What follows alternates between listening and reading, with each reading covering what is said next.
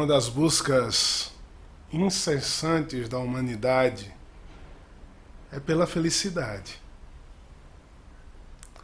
E parece que esse tempo tão difícil que a gente está vivendo fez com que a nossa alegria fosse cancelada.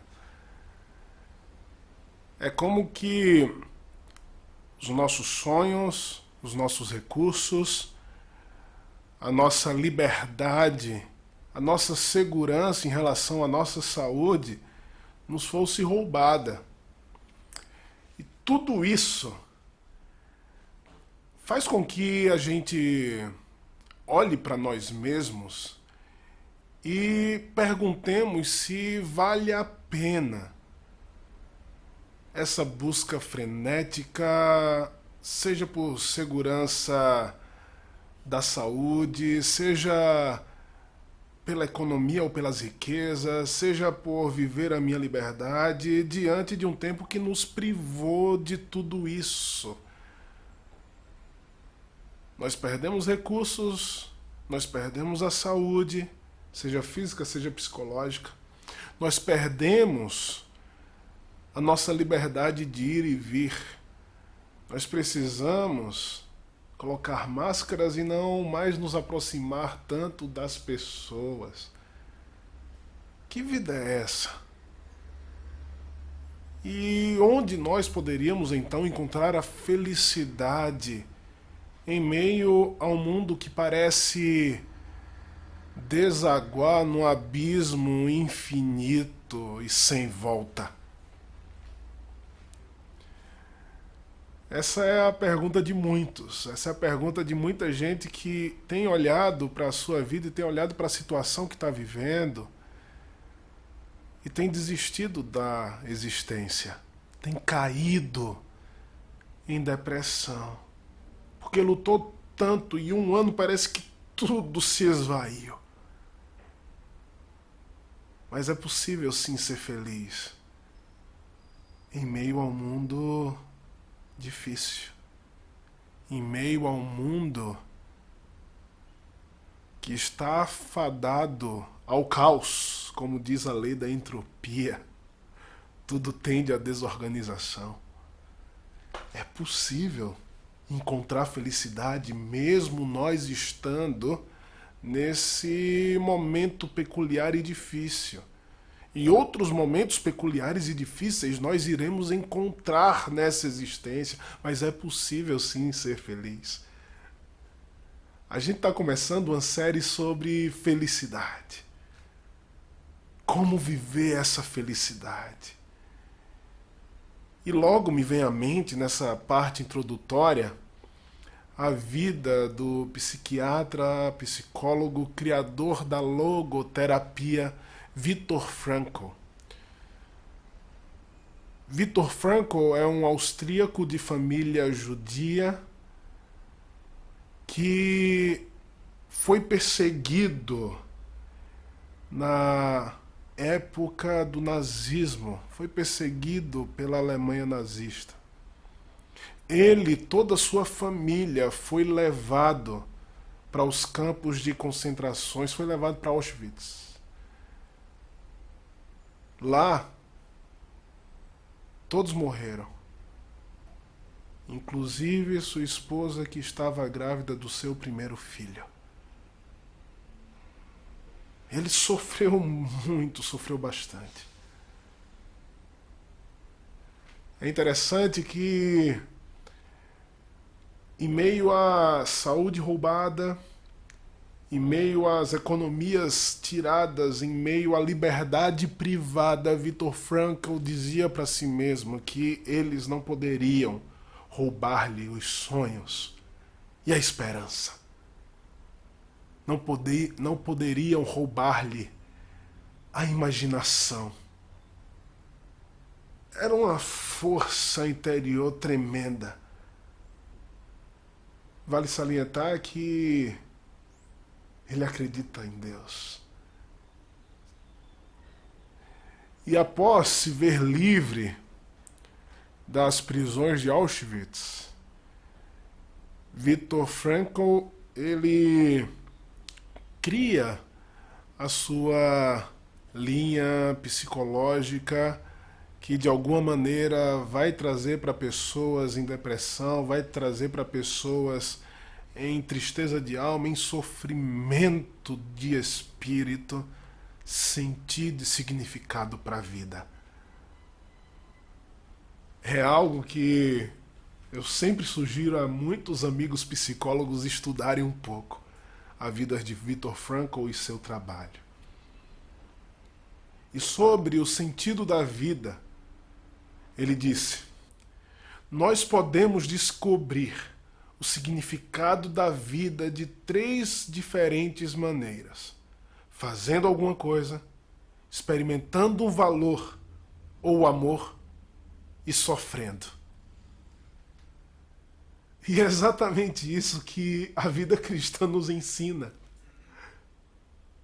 Que a vida faz sentido porque nós encontramos em Deus a nossa vocação e a nossa missão para esse mundo.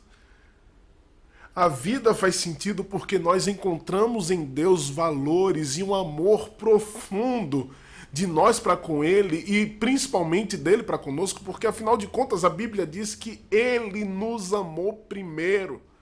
E se Ele não nos tivesse amado primeiro, como é que eu conheceria o amor? Estando no mundo onde o desamor parece fazer parte agora dos corações de tantos. E a vida cristã é sofrida. Não é fácil ser cristão.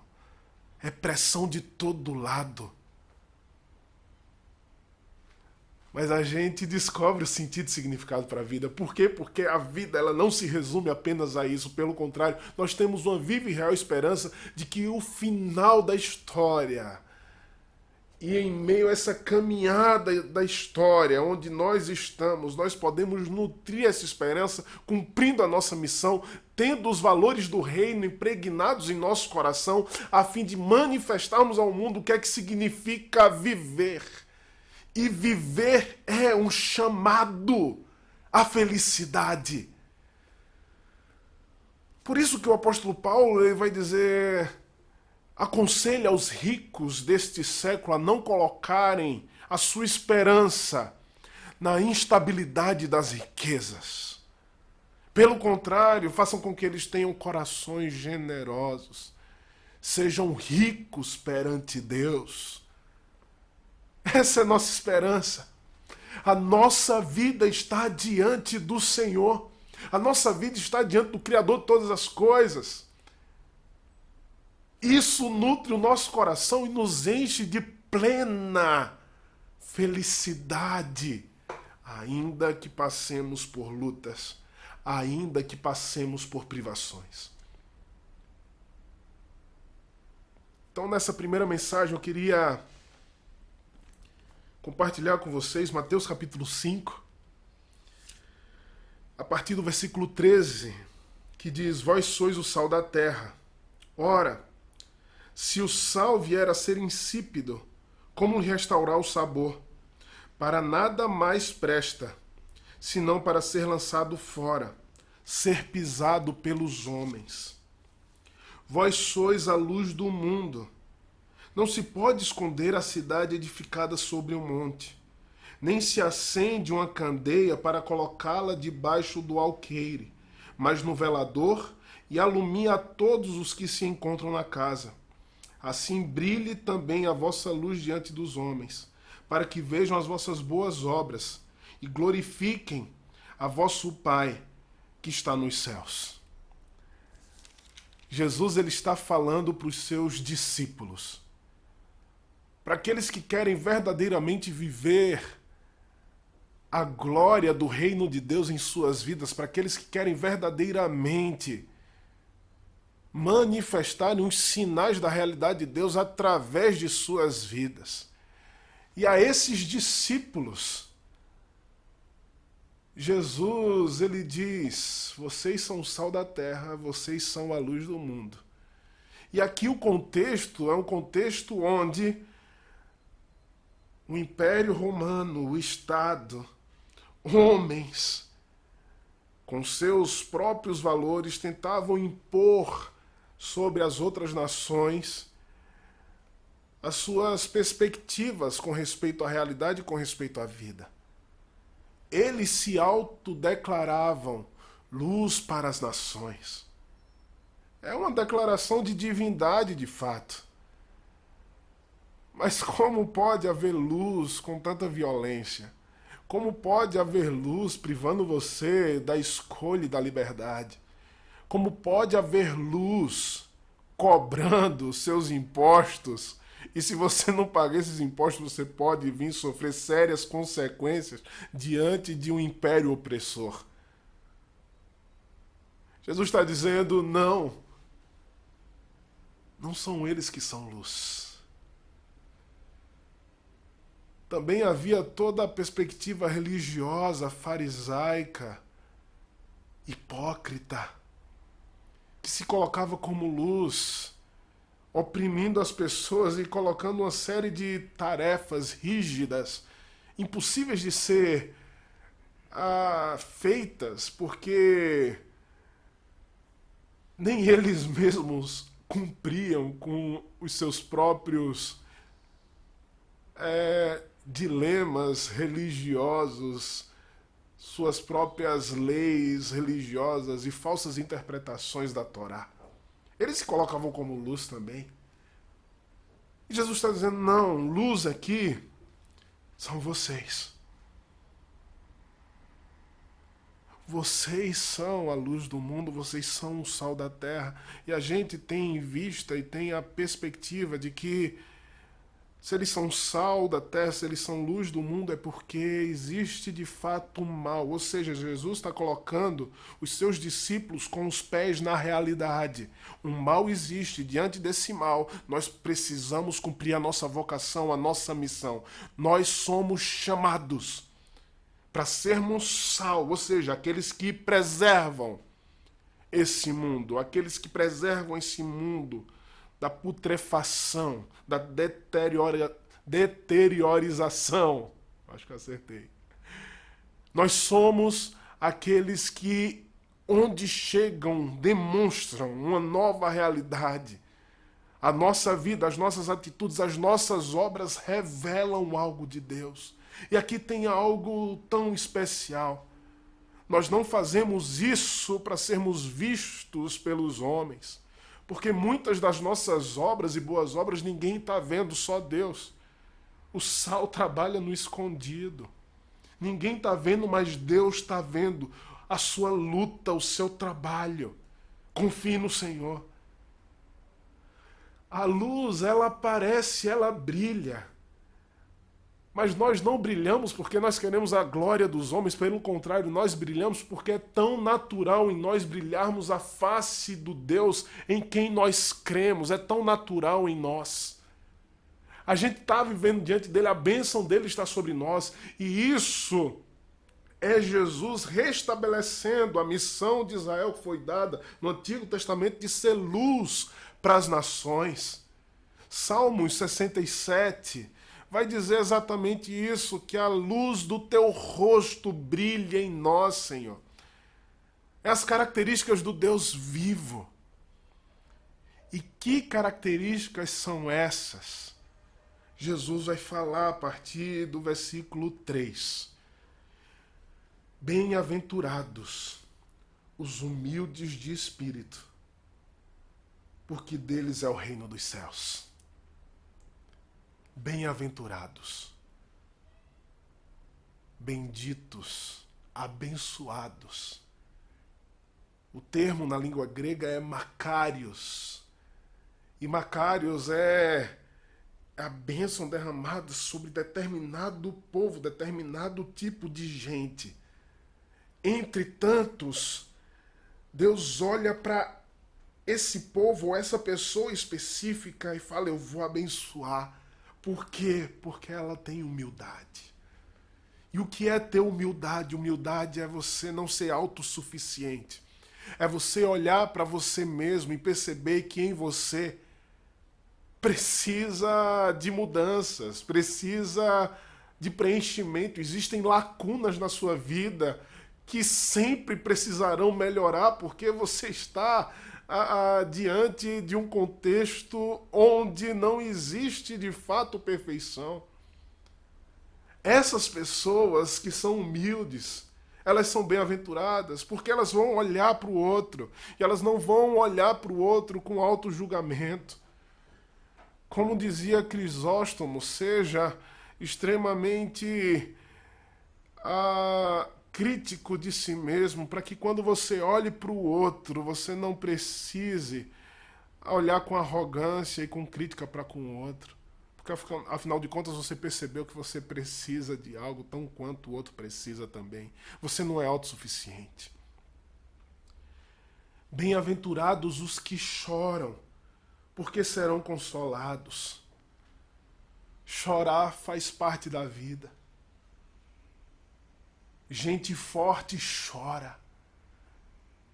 Gente forte chora por sua falta de suficiência. Mas gente forte chora porque ele percebe que ele não tem controle da vida, ele tem fraquezas, ele tem sofrimentos, ele tem luta, por isso que ele chora diante de Deus. Ele não precisa esconder sua dor. E a promessa é que eles serão consolados. De fato, Deus consola aqueles que choram. Tem muita gente chorando nesse exato momento. Busque no Senhor consolo. O Senhor está dizendo que você é feliz, porque você está vivendo a realidade. E quando você chora aos pés da cruz, você encontra consolo para sua alma. Bem-aventurados os mansos, porque herdarão a terra. Aqui são os gentis, aqueles que não pagam o mal com o mal, pelo contrário, eles pagam o mal com o bem. Esses é-lhes prometido o mundo, a terra renovada, a terra recriada por Deus. Essa terra restaurada pertence aos gentis, aqueles que têm um amor profundo por outras pessoas. Essa perspectiva foi John Stott que trouxe. Ele falou que manso não é aquela pessoa zen, mansa, porque afinal de contas Jesus virou as mesas do templo e ele estava extremamente indignado. Mas é a pessoa que age com gentileza. Quando Jesus virou as mesas do templo, ele tinha fome e sede de justiça. E esses serão fartos. O versículo 6 diz isso. Fome e sede de justiça é indignação diante de um mundo injusto e mau. É indignação diante da pobreza. É indignação diante do racismo. É indignação diante das injustiças que são cometidas em qualquer âmbito social, seja por aqueles que detêm o poder, seja por aqueles que não têm poder nenhum, mas que estão cometendo injustiça no dia a dia, dentro da sua casa, da sua família, na sua circunvizinhança, no seu bairro. Nós ficamos indignados com um mundo que carece de justiça. Martin Luther King era um homem que tinha sede de justiça e buscou isso sem armas. Por isso ganhou o Prêmio Nobel da Paz. Nelson Mandela era um homem que tinha fome e sede de justiça. Mahatma Gandhi foi um homem que tinha fome e sede de justiça. E tantos outros que nós poderíamos citar aqui como pessoas que mudaram e tocaram a história por causa de sua indignação com o mundo que padece. Bem-aventurados misericordiosos, porque alcançarão misericórdia. É gente que não consegue ver o outro sofrer. É gente que se compadece.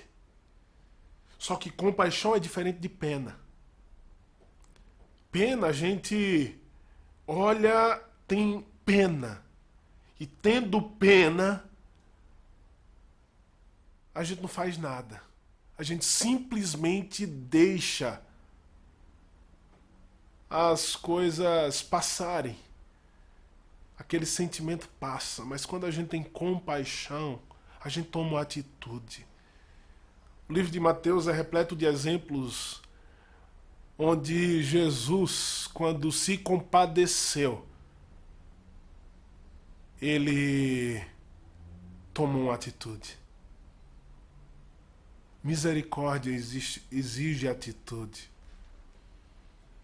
E aí a gente lembra de Madre Teresa de Calcutá.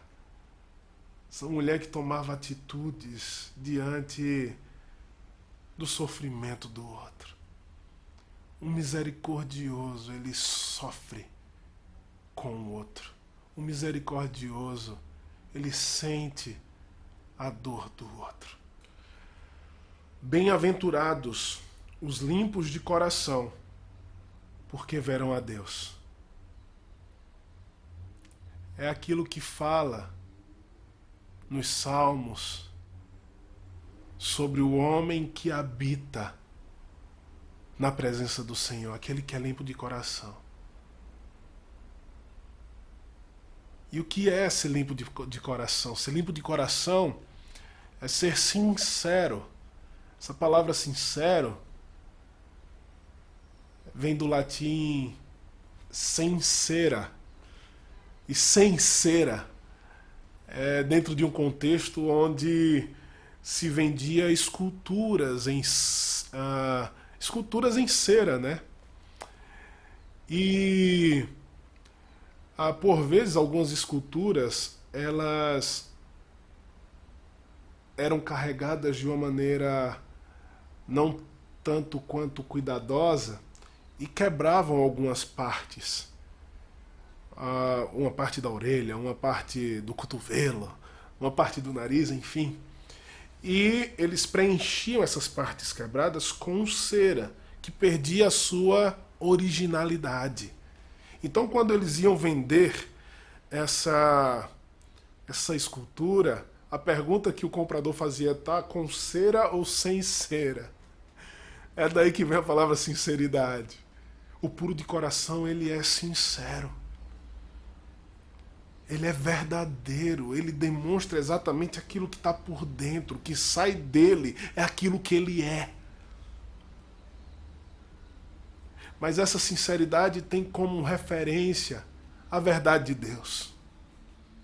E tendo como referência a verdade de Deus, só vai sair coisa boa dessa pessoa.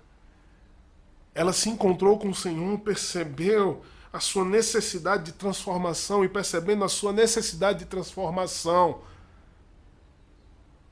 ela decidiu viver sincera, viver de maneira sincera. Ela decidiu viver uma nova vida, uma nova perspectiva. De fato, Jesus limpou seu coração. Tem uma música que eu gosto de quando era criança, que diz assim: meu coração era sujo, mas Cristo aqui já entrou. E Ele limpou esse coração. Quer ver Deus? Quer viver Deus de maneira próxima? Busque ter essa pureza de alma. Ser sincero. Não agir procurando os seus próprios interesses. Não agir premeditadamente. Não agir como manipulador. Mas com sinceridade. Verso 9 diz: bem-aventurados os pacificadores, porque serão chamados filhos de Deus. Aqueles que carregam paz são aqueles que trazem paz. Aqueles que perdoaram seus inimigos são aqueles que são capazes de trazerem paz em meio aos conflitos. Aqueles que confiam inteiramente no Deus soberano são capazes de trazerem paz em meio a situações de ansiedade. Aqueles a quem Deus dá uma missão, aqueles cuja luz do Senhor brilha, são pacificadores, são homens de paz, são homens que mudam a história de famílias, de pessoas, de vidas. A última característica é o sofrimento. Mas o sofrimento com uma viva e real esperança. Diz assim a palavra de Deus: bem-aventurados os perseguidos por causa da justiça, porque deles é o reino dos céus. Bem-aventurados sois quando por minha causa vos injuriarem e vos perseguirem e mentindo disserem todo o mal contra vós. Regozijai-vos e exultai, porque é grande o vosso galardão nos céus, pois assim perseguiram os profetas que viveram antes de vós. Nós somos perseguidos porque nós vivemos valores totalmente diferentes dos valores desse mundo. Nós somos uma ameaça para todos aqueles que, com sua ideologia, vã filosofia, tenta desumanizar a própria humanidade, pervertendo a nossa essência como criaturas à imagem de Deus, chamados para viver tudo isso aqui que a gente está compartilhando. Nós somos uma ameaça àqueles que vivem na mentira, aqueles que vivem no adultério, aqueles que vivem no roubo, na corrupção, aqueles que vivem dominados por seres espirituais do mal. Nós somos uma ameaça a entidades perversas que matam as pessoas, destroem famílias. Nós somos uma ameaça. A fé cristã é uma ameaça para um mundo mau. E o que a gente faz diante da ameaça, diante de um mundo mau? Nós morremos. Nós somos martirizados. Nós não pegamos em armas. Nós fugimos. Mas quando chega o dia de nos entregar, a gente se entrega. A gente vence o mal com o bem, confiando no Senhor, sabendo que o final teremos um presente maravilhoso de Deus nos esperando. Um galardão, o elogio do Senhor. E essa é a marca de Cristo em nós. Quer encontrar felicidade? Comece a viver sua missão nesse mundo. Quer encontrar felicidade?